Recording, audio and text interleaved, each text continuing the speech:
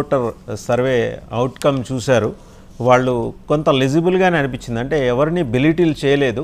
ఎక్కడా కూడా వైఎస్ఆర్సీపీకి ఇంత తీవ్రమైన వ్యతిరేకత ఉన్నప్పటికీ టీడీపీ, బీజేపీ, జనసేన అంటున్నట్టు రాష్ట్రంలో రాక్షస పాలన నడుస్తున్నప్పటికీ కూడా 41.7% దాకా వాళ్ళు ఓట్లు సెక్యూర్ చేసుకోగలుగుతున్నారంటే రాక్షస పాలన మీద ఉదాసీన వైఖరి అంటారా, లేకపోతే జనం పెద్దగా ఇదేముందిలే, ఇది రేపు పొద్దున ఎవరు వచ్చినా ఇలాంటిదే ఉంటుంది, కొంచెం అటు ఇటుగానే దానికి ఫిక్స్ అయిపోయి 41.7% దగ్గర వైఎస్ఆర్సీపీకి కన్ఫైన్ అయిపోయారు ఉంటారంటారు.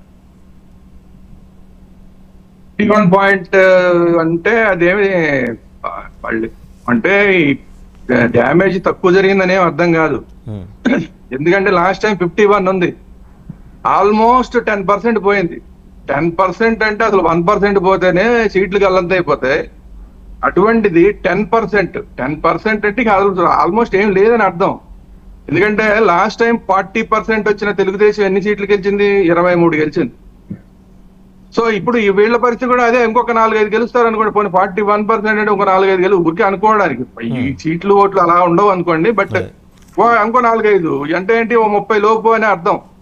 అంటే చాలా డ్యామేజ్. ఎక్కడ 151 ఎక్కడ, ఓ 30-35 ఎక్కడ.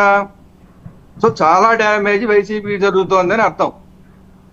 ఎందుకంటే ఇప్పుడు వీళ్ళు లాస్ట్ టైం వరస్ట్ సిచ్యువేషన్ లో 40% తెలుగుదేశానికి ఉంది. ఇంక అంతకన్నా తగ్గే అవకాశం లేదు. వరస్ట్ సిచ్యువేషన్ అది. అంతే వరస్ట్ సిచ్యువేషన్ లో జనసేనకి 7% ఉంది. బీజేపీ కూడా వరస్ట్ సిచ్యువేషన్ లో ఇంకా వరస్ట్ సిచ్యువేషన్. కారణం ఏంటంటే భారతీయ జనతా పార్టీ వాళ్ళ ఓట్లు కూడా వదులుకుని వాళ్ళు వాళ్ళ క్యాండిడేట్లకు వేయకుండా వైసీపీకి వేయించారు. అందువల్ల ఇంకా అంతకన్నా వరస్ట్ సిచ్యువేషన్ ఇంకా భారతీయ జనతా పార్టీకి ఉండదు. సో అందువల్ల అలాంటి సిచ్యువేషన్ లో 0.85 మొత్తం ఎంత అయింది? 47.85, సుమారుగా 48% అనుకోండి. 48% లాస్ట్ టైం ఉంది. అది వరస్ట్ సిచ్యువేషన్ లో. ఇప్పుడు ఆ 3% కాంగ్రెస్ పార్టీ 3% కనుక ఒకవేళ చీల్చుకుంటే అప్పుడు అది ఎంత అవ్వాలి? 51 అవ్వాలి. ఇంకా కొంచెం బెటర్ గానే ఇచ్చే, ఇంకా వైసీపీకి అనుకూలంగానే ఇచ్చినట్టు లెక్క నా ఉద్దేశం అయితే ఇది. ఎందుకంటే ఈ 3% పోతోంది అంటే ఆ 3% ఎక్కడి నుంచి పోతోంది? 51%, మొత్తం 51% చూపించట్లేదు వాళ్ళేమి. సో అందువల్ల ఏంటంటే, అందువల్ల ఇది వరస్ట్ సిచ్యువేషన్ లోనే ఆపరిస్తున్నప్పుడు అంతకన్నా ఎంతో కొంత మెరుగుపడుతుంది. మనం భారతీయ జనతా పార్టీని చాలా తక్కువ అంచనా వేస్తుంటాం సామాన్యంగా. ఎందుకంటే 0.85 అని మనం మాట్లాడుతుంటాం. కానీ ఈసారి వాళ్ళు పోటీ చేస్తున్నప్పుడు, వాళ్ళు సీరియస్ గా పోటీ చేస్తున్నప్పుడు వాళ్ళ ఓటింగ్ పర్సంటేజ్ అయితే ఎంత ఉందో, పోనీ కాంగ్రెస్ లాగే 1.5 ఎంత ఉందనుకోండి, ఆ 1.5 అన్న వెనక్కి వస్తుంది కదా, ఒక 2% వెనక్కి వస్తుంది కదా. అందువల్ల వీళ్ళకి కూడా ఇప్పుడు కాంగ్రెస్ కొన్నట్టు ఒక 2%, 3% వచ్చింది అనుకోండి, అదే తక్కువేం కాదు. సో అందువల్ల ఈ పర్సంటేజ్లన్నీ కూడా క్యాలిక్యులేట్ చేసుకుంటే ఎట్టి పరిస్థితుల్లోనూ భారతీయ జనతా పార్టీ ఓటు వెనక్కి వస్తుంది. వెనక్కి వచ్చిందంటే ఎక్కడి నుంచి పోతుంది? వైసీపీ నుంచే పోతుంది. కాంగ్రెస్ పార్టీకి ఎక్కడి నుంచైనా ఓటు వస్తుందంటే అది ఎక్కడి నుంచి వస్తుంది? అది కూడా వైసీపీ నుంచే వస్తుంది. ఎందుకంటే అరెస్ట్ సిచ్యువేషన్ లో వీళ్ళందరికీ వచ్చిన ఓటింగ్ శాతం ఇందాక మనం చెప్పింది. సో ఇప్పుడు ఎవరు బెటర్ గా ఉన్నారో వాళ్ళ దగ్గర నుంచే ఓట్లు వస్తాయి తప్ప ఆల్రెడీ బాగా తక్కువ ఉన్న దగ్గర నుంచి ఇంకా మళ్ళీ కాంగ్రెస్ వైపు వెళ్లే అవకాశం లేదు. సో ఏది వచ్చినా ఏది పోయినా అదంతా వైసీపీ నుంచే. సో అందువల్ల వైసీపీకి ఈసారి ఎన్ని సీట్లు వస్తాయి అనేది డౌట్ కొడుతున్న కారణం అది. సో అందువల్ల అయినా కూడా లేదో నిన్న ఏదో చాలా రోజుల క్రితం చేశారనుకోవడం కూడా తప్పే. ఎందుకంటే ఫోన్లు చేసే సర్వే అయితే కనుక పెద్ద 2 రోజులు 3 రోజులు చాలు. క్యాటీ మోడల్లో చేశారండి, అంటే టెలిఫోన్ అసిస్టెన్స్ సర్వే మోడల్లో చేశారు. సో ఇది అంటే most likely literate sections, urban sections మీద ఎక్కువ కాన్సన్ట్రేట్ చేసినట్టుగా అనిపిస్తుంది. ఎందుకంటే they did not detail about the mode of survey.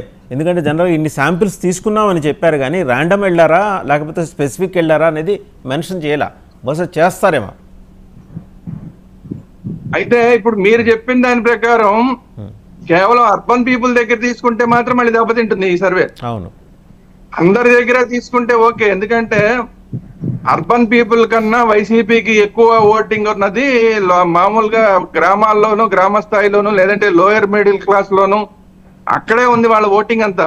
అందుకనే వాళ్ళు అంత ధైర్యంగా లాస్ట్ టైం ఎమ్మెల్సీ ఉప ఎన్నికలప్పుడు ఏం చెప్పారు?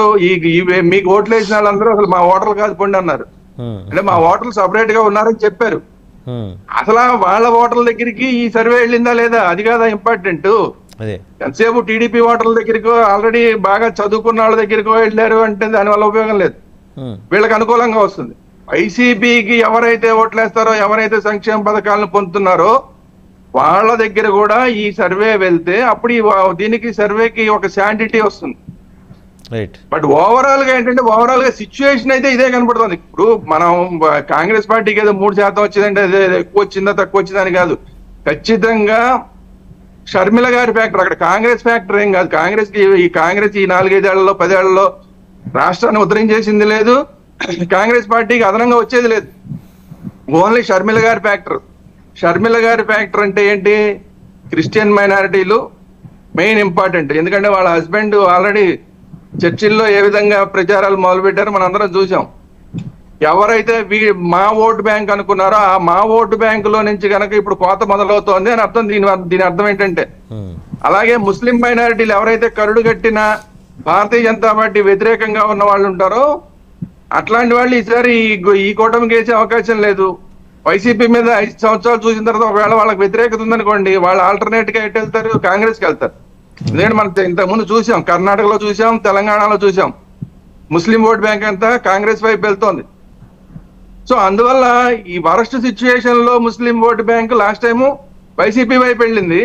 వాళ్ళు వెనక్కి రాకపోయినా, ఈ కూటమి వైపు వెనక్కి రాకపోయినా కాంగ్రెస్ వైపు వెనక్కి వెళ్తారు, వైసీపీ అంటే ఇష్టం లేకపోతే. సో అందువల్ల మైనారిటీ ఓటు బ్యాంక్ లో చాలా తేడా వస్తోంది. 3% కాంగ్రెస్ కి వచ్చిందంటే మైనారిటీ ఓటు బ్యాంక్ లో తేడా వస్తోంది.